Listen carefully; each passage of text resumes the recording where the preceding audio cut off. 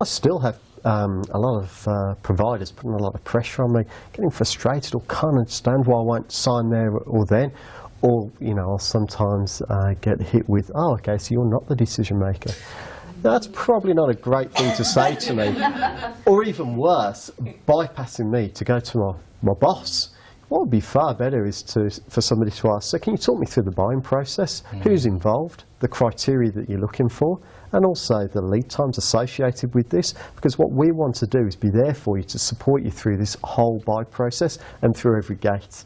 That'd be a far better position to put yourself in than some of those sort of pointed questions that try and pressurise you. Yeah, I don't know if I've been guilty of it. Maybe I have been. I don't think I've verbalised it to say, oh, so you're not the decision maker. Maybe I've thought about it in my head. But let's just say that you do find someone that is exceptionally unique in what they provide, and you're just about to do the old sign on the dotted line kind of thing, mentally. And they do come out with the, so look, who is the person that is responsible for the end decision? Do you wipe them? No, it depends how much has really gone on. If we've really moved through a process and they genuinely want to know, I'll talk about the procurement process at CARDNO, and I'll talk through that just so they've got a good understanding. And I think the key thing there is that I don't see it as a client relationship. I look for true partnerships. So as much information as I can give to the provider, the better. And I take a lot of pride in that, giving it as much information so we can work together and help each other. So I think sometimes it's really, it's a good question to ask, and hopefully I've actually already helped them along, or in some cases, told them this is the criteria. I think that's absolutely the point, is that, when I think about the people that I work with, if there is somebody else that needs to be part of the decision-making process, they'll tell you. You don't need to sort of necessarily probe. And quite early on in the piece, I highly suspect that, if I was talking to James and he wasn't the appropriate person to deal with this particular thing, I'm quite sure he's got enough in his day without having to try and do somebody else's job. He'll very quickly tell me whether or not there needs to be someone else or whether I should be talking to someone else. I'm not sure that it's, as James said, it's not a sensible thing to say to anyone. They'll quickly let you know. And the process often does involve other people. It's rare that you have a situation where somebody is just, that's it. So the climate, I think, at the moment is fairly volatile, and I guess my question to you would be, what would be some of the turn-on points that a person comes to you and says, I've got this program ready to go for you, and it's not the usual off-the-standard time management, managers for managers' success, English for English-speaking people. What would be a unique program that you would say, that's got to hit the mark? Well, I mean, you've hit on a really important point there, and I think it links in quite a lot with what James was talking about. To be honest with you, it's not so much that I'm looking for programs in the short term. I mean, and I'll get to that in a sec, because I'm going to contradict myself and say, yes, I do want them, but most of all what I'm looking for is subject matter experts. And I think that what happens you mentioned the volatility of the market, and things I think in many areas have been tough, and what that leads to is, in the first instance, people getting quite desperate and going to see people like James and saying, come on mate, what can you give me? But I also think, I see that people who try to be everything to everyone, and I get why. I get they're trying to pick up as much business as they can, but I actually think that it's counterproductive. I think, by doing that, what personally I look for, and what, the vast majority of internal L&D managers, who are typically the people I work with and would be my clients, look for is outstanding facilitators, and part of being an outstanding facilitator is not just obviously presence and ability to sort of communicate and engage, but is having a really sound, solid level of knowledge and experience. So once we've ascertained their area or group of areas that they are specialists at, then I want to talk to them about programs.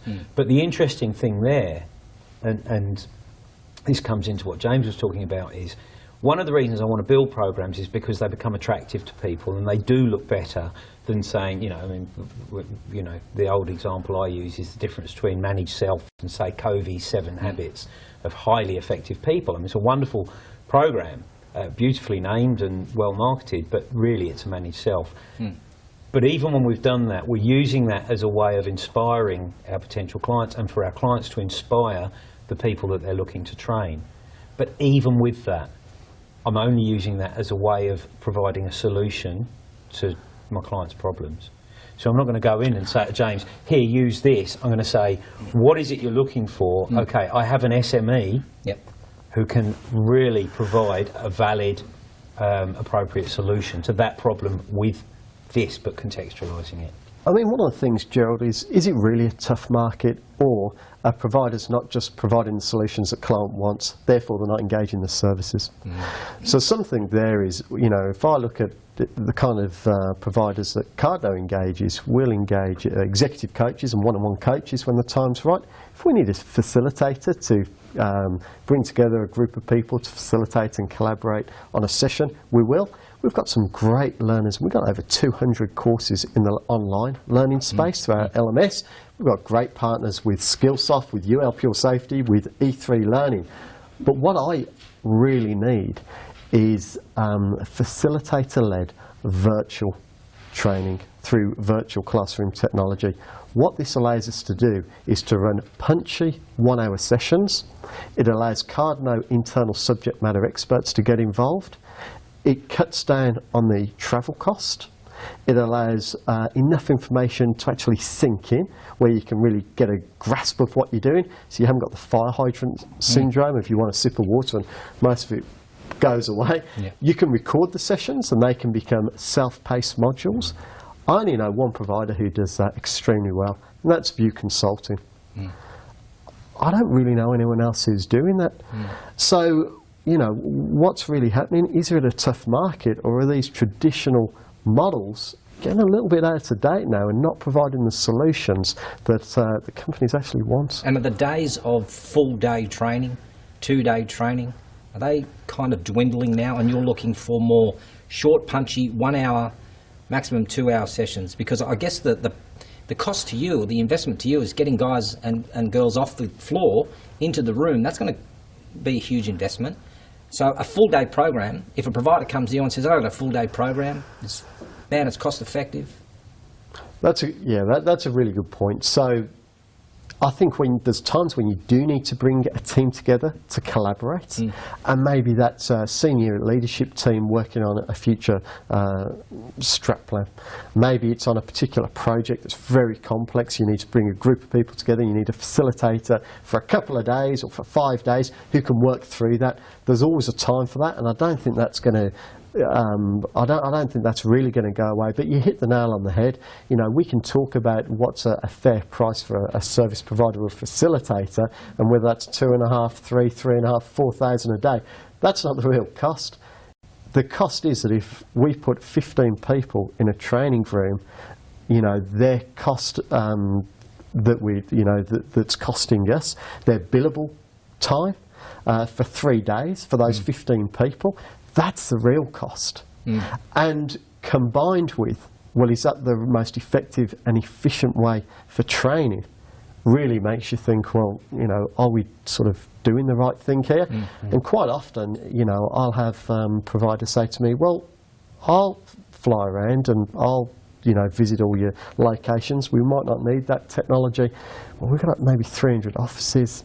That's going to cost quite a bit of money. Or, I can come in for an hour, but I'm going to charge you a day rate for it.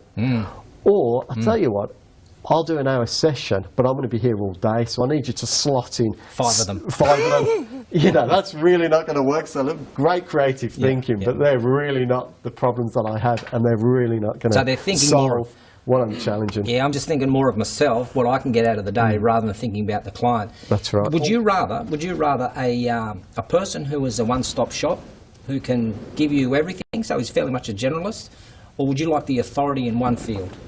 Well, that goes back to what I was saying earlier. Absolutely. I mean, I recognise people have. It's very rare to find somebody who only does one subject. There's a few examples of that, but generally people have a few topics that they specialise in.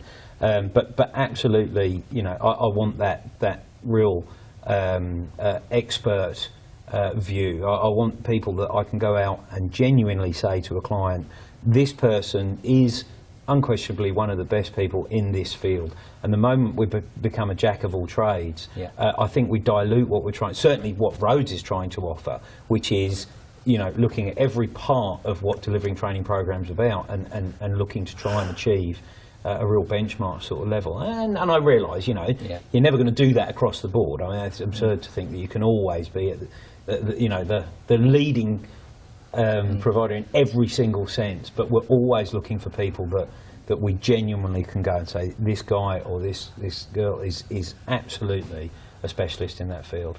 Because